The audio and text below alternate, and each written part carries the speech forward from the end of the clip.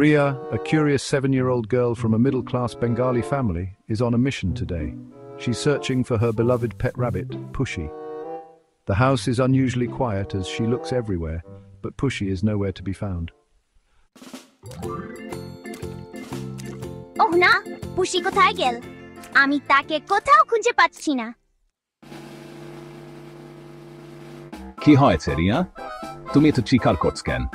পুষি নেই, আমার ছোট্ট খরগোশ হারিয়ে গেছে। আরে পুষি তো সারাদিন তোমার সাথে থাকে। সে কি লুকোচুরি খেলছে নাকি? না অরূপ, পুষি এম কখনো করে না। তাহলে পুষি হয়তো একটা দুঃসাহসিক অভিযানে বের হয়েছে। সত্যি? কেমন অভিযান? হয়তো সে বনে গেছে নতুন বন্ধু বানাতে, অথবা হয়তো সে রূপকথা রচে গেছে যেখানে সবাই খরগোশকে ভালোবাসে। ওয়াও! তাহলে আমরা কি তাকে খুঁজে বের করতে পারি? অবশ্যই আমরা হয়ে গোয়েন্দা।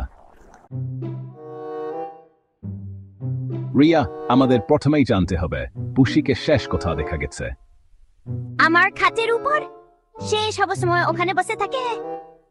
আহা, এখানে তো খরগোশের ছোট পায়ের ছাপ। এটা তো পুষির পায়ের ছাপ। ইনসাফ, দেখ এই ছাপ দরজা পুরনটা গিয়ে থেমে গেছে। তাহলে সে বাইরে গেছে। রিয়া, এখানে দেখো, গাজরের কয়েকটি পাতা ছড়িয়ে আছে।